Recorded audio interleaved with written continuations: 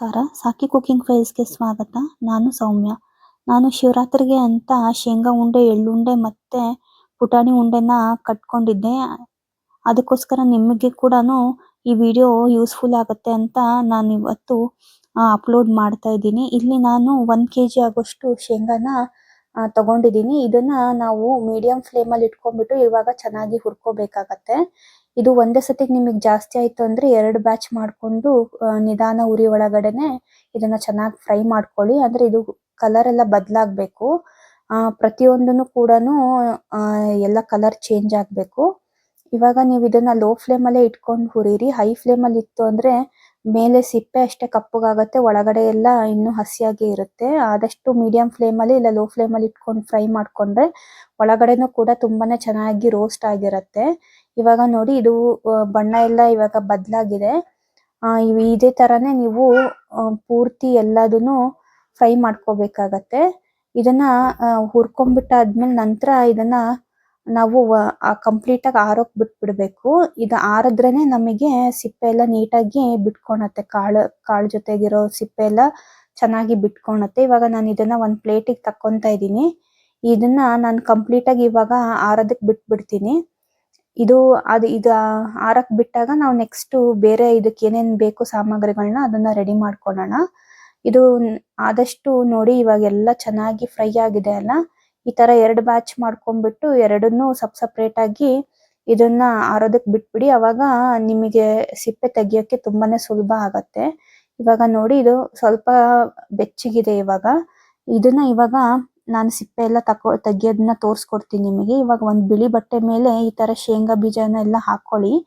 ಇವಾಗ ನಂತರ ಇದನ್ನೆಲ್ಲ ಬಟ್ಟೆನೆಲ್ಲ ಒಂದ್ ಕಡೆ ಸೇರಿಸ್ಕೊಂಡ್ಬಿಟ್ಟು ಇದನ್ನ ಚೆನ್ನಾಗಿ ಉಜ್ಜಿದ್ರೆ ಸಾಕಾಗತ್ತೆ. ನೀವು ಸಿಪ್ಪೆ ಎಲ್ಲ ಅದು ಬಿಟ್ಕೊಂಡ್ಬಿಡತ್ತೆ.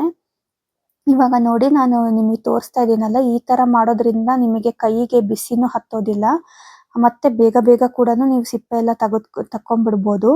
ಇವಾಗ ನೋಡಿ ಈ ತರ ನೀವು ಚೆನ್ನಾಗಿ ಪ್ರೆಸ್ ಮಾಡಿದ್ರೆ ಎಲ್ಲ ಈಗ ಆರಿರುತ್ತಲ್ಲ, ಅದು ಪೂರ್ತಿ ಇವಾಗ ಸಿಪ್ಪೆ ಎಲ್ಲ ಬಿಟ್ಕೊಳಕ್ ಸ್ಟಾರ್ಟ್ ಆಗತ್ತೆ. ಈ ತರ ನೀವು ಮಾಡ್ಕೊಳ್ಳಿ.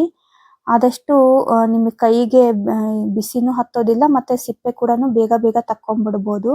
ಯಾಕಂದ್ರೆ ಇದು ತುಂಬಾ ಜಾಸ್ತಿ ಇರೋಬೇಕಾದ್ರೆ ನಾವು ಒಂದೊಂದೇ ಸ್ವಲ್ಪ ಮಾಡ್ಕೊಂಡು ಕುತ್ಕೊಳಕ್ಕೆ ತುಂಬಾನೇ ಟೈಮ್ ಹಿಡಿಯುತ್ತೆ. ಈ ತರ ಮಾಡ್ಕೊಂಡ್ರೆ ನಿಮಗೆ ಒಂದೇ ಸತಿಗೆನೆ ಎಲ್ಲದನ್ನು ಚೆನ್ನಾಗಿ ಸಿಪ್ಪೆ ತೆಗೆದು ರೆಡಿ ಮಾಡಿ ಇಟ್ಕೊಂಡ್ಬಿಡ್ಬೋದು. ಟೈಮ್ ಕೂಡ ಕನ್ಸ್ಯೂಮ್ ಆಗತ್ತೆ.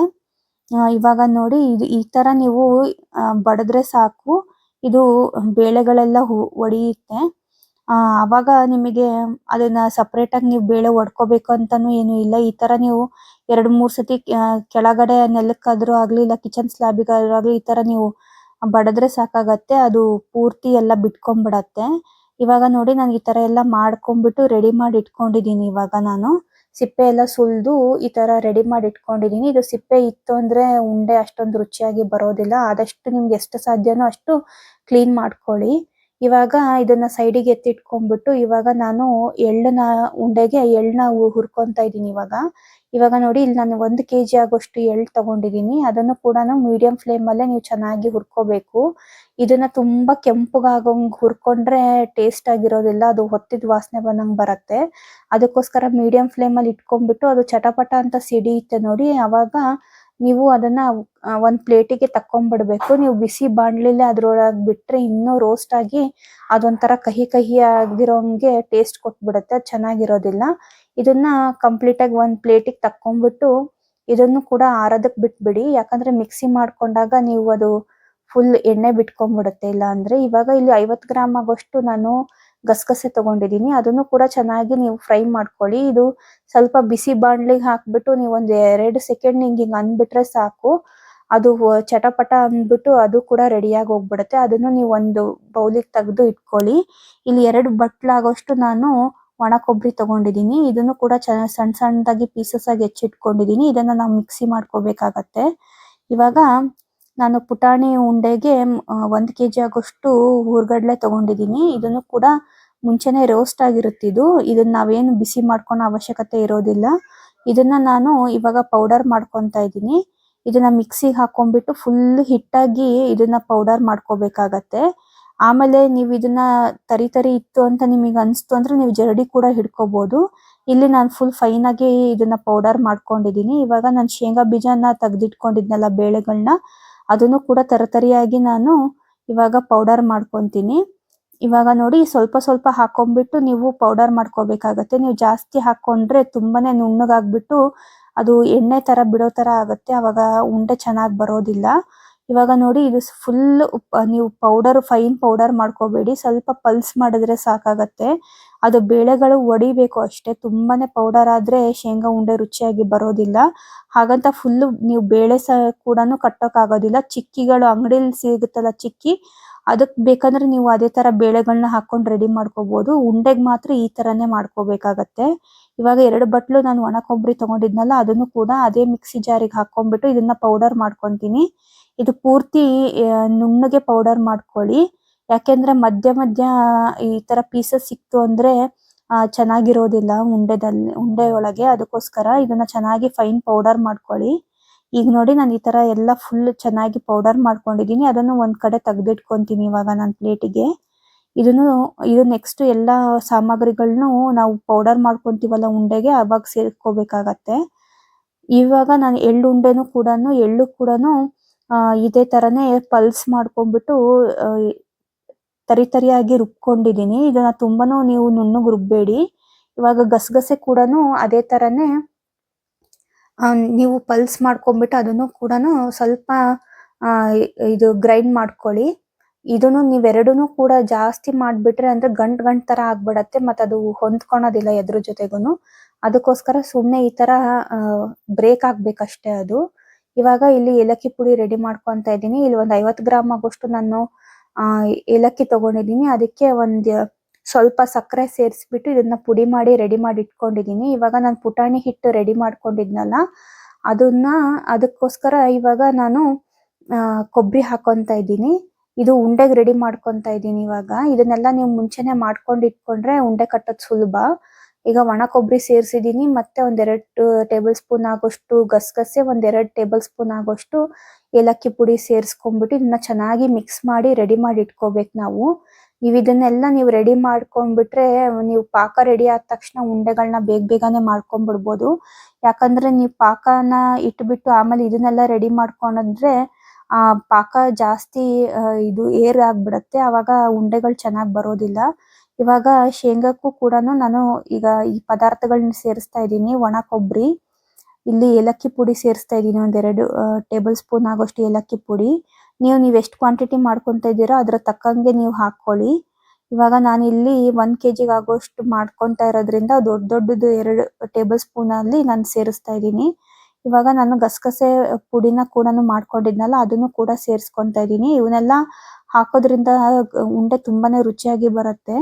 ಇವಾಗ ನೋಡಿ ಇದನ್ನ ನಾನು ಚೆನ್ನಾಗಿ ಮಿಕ್ಸ್ ಮಾಡ್ಕೊಂತೀನಿ. ಎಲ್ಲ ಕಡೆನೂ ನೀವು ಚೆನ್ನಾಗಿ ಮಿಕ್ಸ್ ಮಾಡ್ಕೋಬೇಕಾಗತ್ತೆ.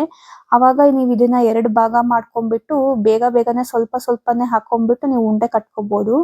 ನೀವು ಇದನ್ನ ಬೆಲ್ಲ ಪಾಕ ಎಲ್ಲ ಇಟ್ಕೊಂಡ್ಬಿಟ್ಟು ರೆಡಿ ಮಾಡ್ಕೊಂಡು ಕಟ್ಕೊಂತೀನಿ ಅಂತಂದ್ರೆ ಅವಾಗ ತುಂಬಾನೇ ಆ ಪಾಕ ಏರ್ ಆಗ್ಬಿಟ್ರೆ ಉಂಡೆ ಎಲ್ಲ ಗಟ್ಟಿ ಆಗ್ಬಿಡತ್ತೆ. ಅವಾಗ ನೀವು ತುಂಬಾನೇ ಉಂಡೆ ಗಟ್ಟಿ ಆದ್ರೆ ಚೆನ್ನಾಗಿರೋದಿಲ್ಲ ತಿನ್ನೋದಕ್ಕೋಸ್ಕರ ಅಷ್ಟೇ.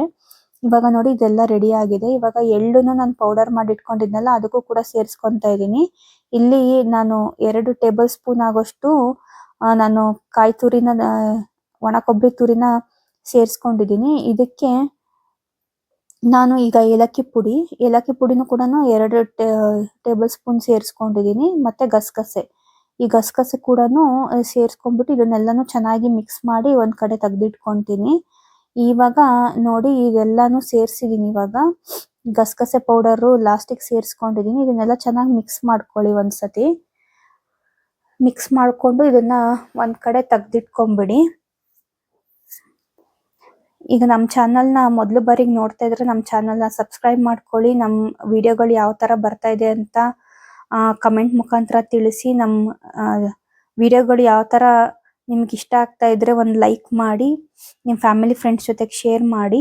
ಇವಾಗ ನೋಡಿ ಈ ತರ ಎಲ್ಲದನ್ನು ಚೆನ್ನಾಗಿ ಮಿಕ್ಸ್ ಮಾಡ್ಕೋಬೇಕಾಗತ್ತೆ. ಪೂರ್ತಿ ಎಲ್ಲದೂ ಚೆನ್ನಾಗಿ ಮಿಕ್ಸ್ ಮಾಡ್ಕೊಂಡಾದ ನಂತರ ಇದನ್ನ ನಾವು ನೆಕ್ಸ್ಟ್ 2 ಭಾಗ ಮಾಡ್ಕೊಂಡು ಇದನ್ನ ಉಂಡೆ ಕಟ್ಕೊಳ್ಳೋಣ. ಇವಾಗ ನೆಕ್ಸ್ಟ್ ಇದು ಈಗ ಪಾಕನ ರೆಡಿ ಮಾಡ್ಕೊಂತೀನಿ ನಾನು. ಅದಕ್ಕೋಸ್ಕರ ಎಲ್ಲ ಬೆಲ್ಲ ಎಲ್ಲ ಕುಟ್ಕೊಂಡು ರೆಡಿ ಮಾಡಿ ಇಟ್ಕೊಂಡಿದ್ದೀನಿ ನಾನು.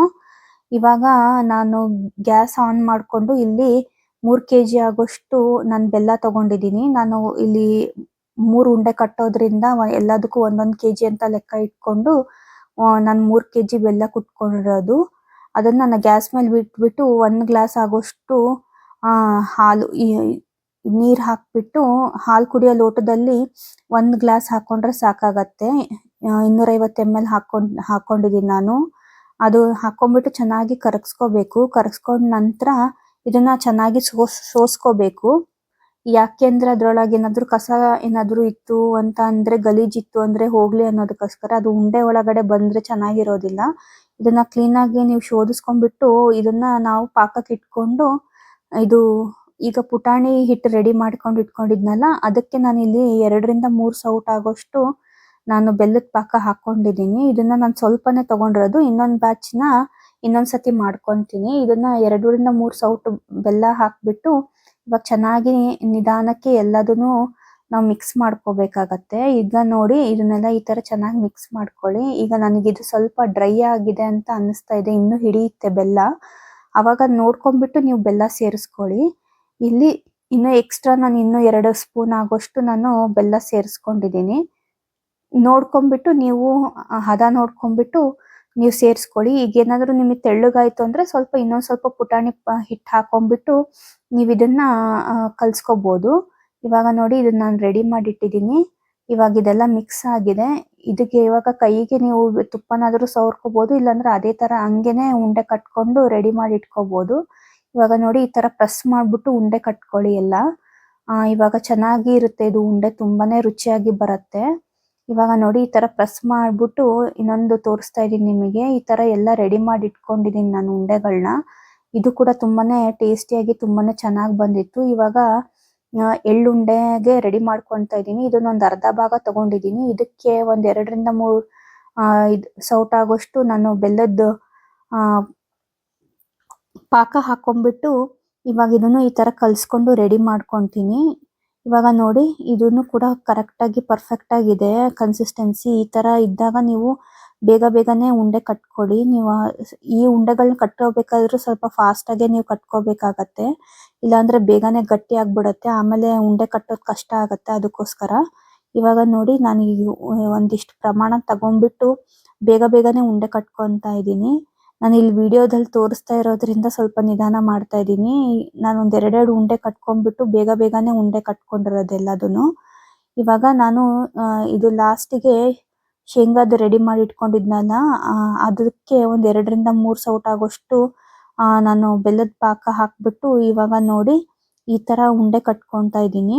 ಇದನ್ನು ಕೂಡ ಬಿಸಿಯಾಗಿರುತ್ತೆ, ಸ್ವಲ್ಪ ನಿಧಾನಕ್ಕೆ ನೋಡಿ ಕಟ್ಕೊಳ್ಳಿ. ಇದು ಕೈಗೆ ತುಪ್ಪ ಸವರ್ಕೊಂಡ್ಬಿಟ್ಟು ನೀವು ಕಟ್ಕೋಬಹುದು, ಇಲ್ಲಾಂದ್ರೆ ನೀವು ಬೇಗ ಕಟ್ಕೊಳ್ಳಿ, ಇಲ್ಲಾಂದ್ರೆ ಉದುರುದ್ರ ಆಗ್ಬಿಡತ್ತೆ. ನೀವು ಉದುರುದ್ರ ಆದಾಗ ಸ್ವಲ್ಪ ಕೈಗೆ ನೀರ್ ಹತ್ಕೊಂಡ್ಬಿಟ್ಟು ಈ ತರ ನೀವು ಕಟ್ಟೋದ್ರಿಂದ ಬೇಗನೆ ಉಂಡೆ ತುಂಬಾ ಚೆನ್ನಾಗೂ ಬರುತ್ತೆ, ಮತ್ತೆ ಬೇಗನು ಕಟ್ಕೋಬಹುದಾಗ.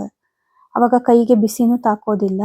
ಇವಾಗ ನೋಡಿ ಇದು ಶೇಂಗಾ ಉಂಡೆನೂ ಕೂಡ ರೆಡಿ ಆಗಿದೆ.